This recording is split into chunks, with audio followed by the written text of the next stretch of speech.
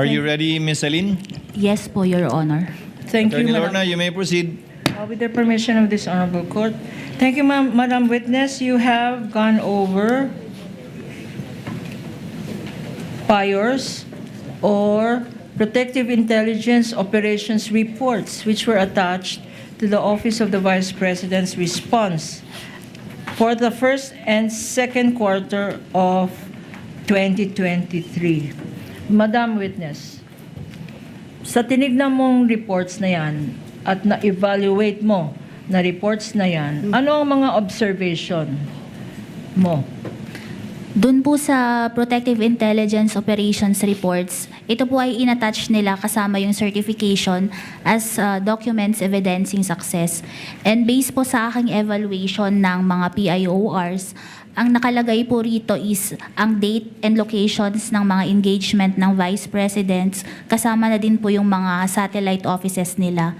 Nakalagay din po dito yung probable threats dun sa mga activities na ito, pati na rin po yung narratives ng timeline of events magmula sa planning stage, actual operation, and post-operation.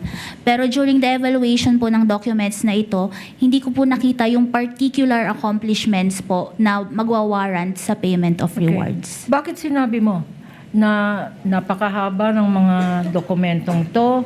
Bakit sinabi mo nung na-evaluate mo ay hindi mo nakita yung hinahanap mo o yung kailangan kasama nito sa mga dokumentong ito? Bakit, Madam Witness? Under po kasi sa joint circular, yun nga po, sa payment of rewards, it should be supported with documents evidencing success. Pero based po sa mga documents na to, ang nakalagay lang po dun sa certification is a general statement that there were no untoward incidents dun sa mga engagement ng Office of the Vice President together with the implementation ng programs. Pero hindi po ito naging sapat. Ano-ano itong mga programs na sinasabi nila na pinaggamitan ng confidential funds? Wala ka bang nakita dito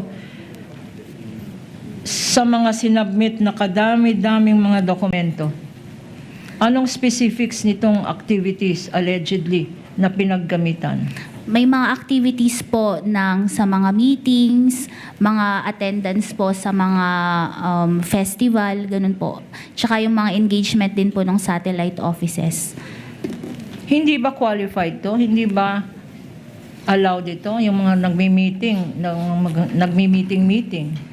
Paano mo malalaman? How can you ascertain that these meetings are indeed to discuss confidential activities?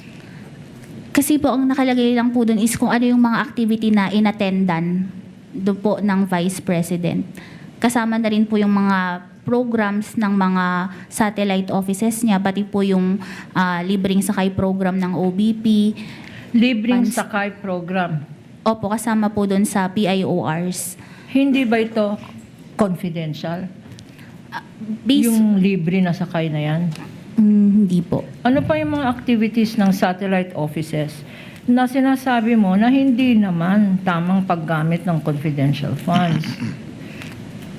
Yung mga, hindi ko, pwede pong mabalikan yung...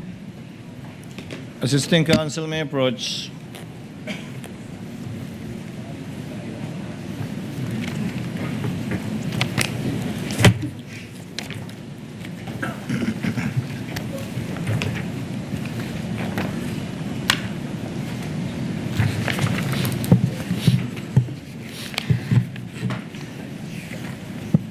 Dito po sa sa satellite office po nila sa Bacolod, ang nakalagay po rito na activity nila is provided rice box to Murcia fire victims. Sandali.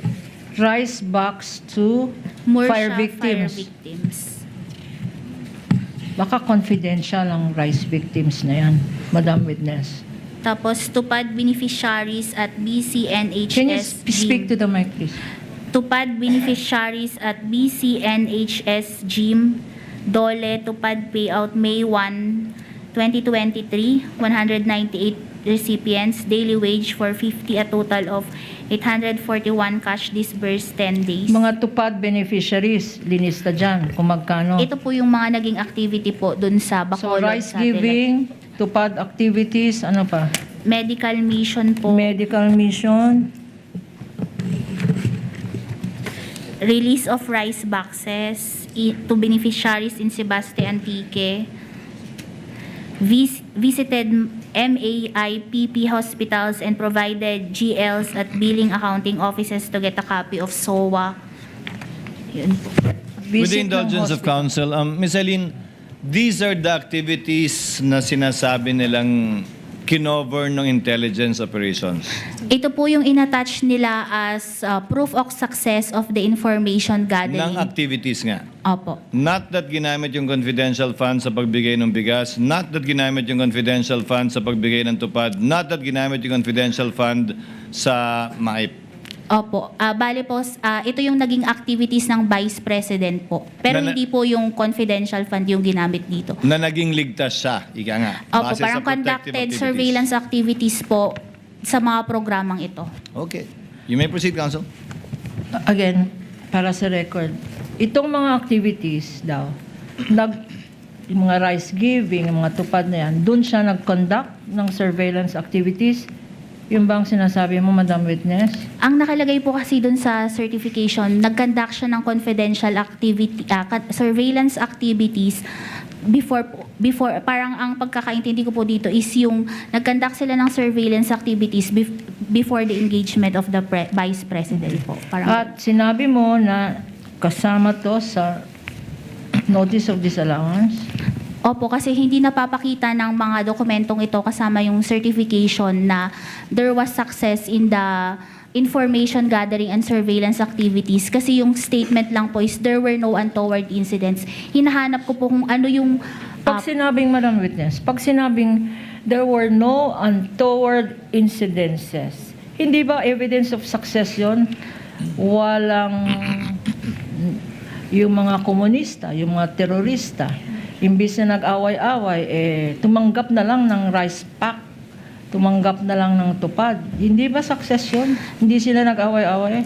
Ang hinahanap ko po kasi dito, sample po doon sa isang activity is nakalagay probable threat, CTG, parang ganun, NPA po.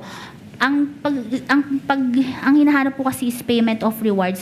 Meron bang doon sa probable threat na yun, may nahuli ba? Parang ganun po. Yun ang magwa-warrant ng payment of rewards po. At wala kang ganon Yun po ang na hindi nakita hindi sa po evaluation mo, Madam Witness. Opo.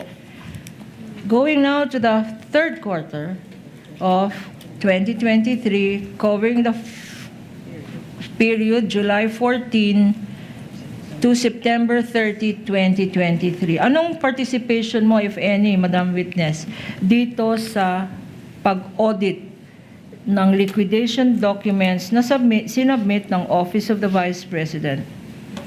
Ako po ang nag-evaluate ng response nila sa audit observation for the third quarter po ng 2023. At Madam Witness, ano ang nangyari, if any? Nung may issue po yung audit observation memorandum noong August 8, 2024, nag-submit po ang OBP ng response nila noong August 27, 2024. If shown to you, the AOM, yung Audit Observation Memorandum, this is a stipulated document, Your Honor. Stipulated with the former witness, Attorney Wamil. With you. What is the relation of this AOM dated August 8, 2024, marked as Counsel for the Exhibit assisting counsels may approach. P-1-12-I for the prosecution and stipulated upon in the last hearing with defense counsel? As respondents exhibit 1-106 OVP. Correct, Your Honor. This is the same copy po of the AOM na na-issue namin sa OBP. Now, showing to you, and it's being flashed on the screen as it's being shown to you. Sa last page, pakitingin sa last page, merong signature dyan over the name Nilda Plaras. Whose signature is this? Si Assistant Commissioner Nilda Plaras po ang officer in charge ng ICFAO nung ma-issue po ang dokumento na ito. Anong ibig sabihin na pumirma ang isang Nilda Plaras na Commissioner Associate, Assistant Commissioner ng COA ICFAO. Ito po ay na-approve, na-review at na-approve niya and is ready for release na po. Okay. Ano, if at all, ang mga findings or issues na rinaise mo na in-approve naman ng Assistant Commissioner, ano-ano yung mga issues na nakalagay dyan sa AOM or Audit Observation Memorandum, Madam Witness? Ang mga issues po dito sa Audit Observation Memorandum na ito is first, the submitted liquidation documents po, wala pong naka-attach na documentary evidence of payments. Your Honor, we request permission to flash this on the screen. Counsel Medusa.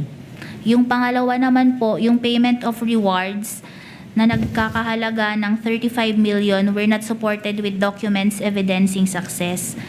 Pangatlo po, yung physical and financial plan, hindi po nakaspecify yung specific confidential activities. At yung pang-apat po, yung Box E ng disbursement voucher, kung saan makikita yung receipt of payment ng SDO ng cash advance ay hindi po napirmahan.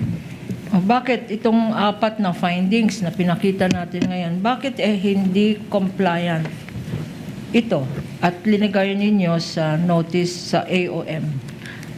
Yung sa una po, under the joint circular po, dapat po ang disbursement for confidential fund should be supported with documents evidencing payments po.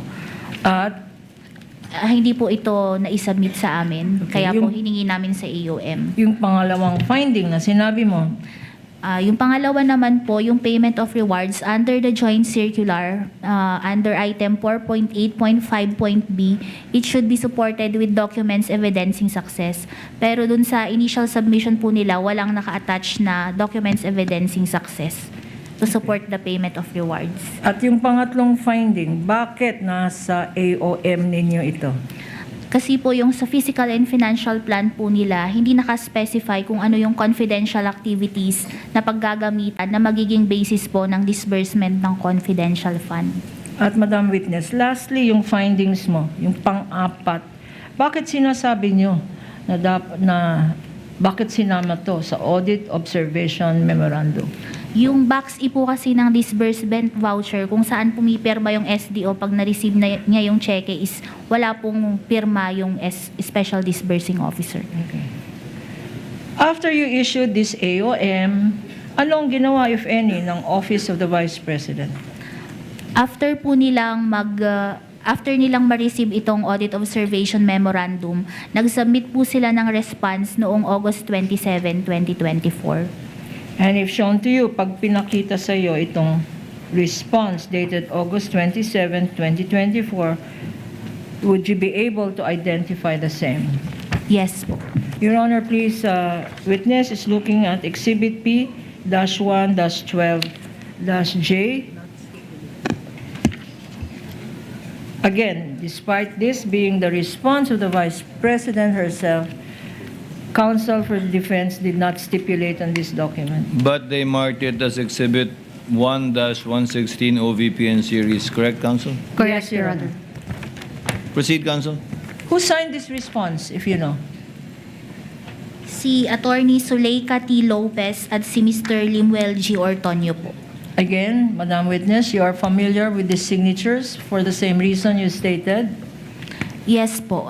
Kasama po ito dun sa specimen signatures na naka-attach po sa liquidation documents. Dito sa response ng Office of the Vice President, meron bang mga dokumento na sinama dito sa response na to? Yes po. Ano-ano itong mga documents? Nag-submit po sila ng acknowledgement receipts as documents evidencing payments. Tapos, to support po the payment of rewards, nag-submit sila ng certification ni Colonel Raymond Dante Pila Chica together with the Protective Intelligence Operations Report. At yung panghuli pong attachment ay yung warrant register.